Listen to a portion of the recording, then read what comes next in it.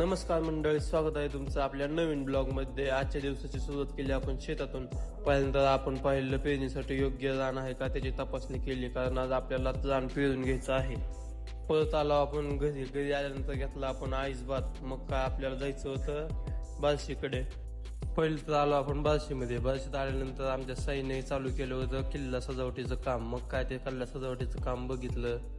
त्यानंतर आलो आपण शेतात। डायरेक्ट आपल्याला फोन आला बार्शीवरून, ये लवकर शेतातून। मग आलो आपण शेतात, येताना आणला आपण थोडी कोल्ड्रिंक। मग आपण काय केलं, पेरणीनंतर घेतलं बी टाकून, ज्वारीचं बी टाकलं आणि त्याला टाकला प्रोटेक्शन गंधक टाकला आणि तो मिसळून घेतला। त्यानंतर टाकला आपण खत।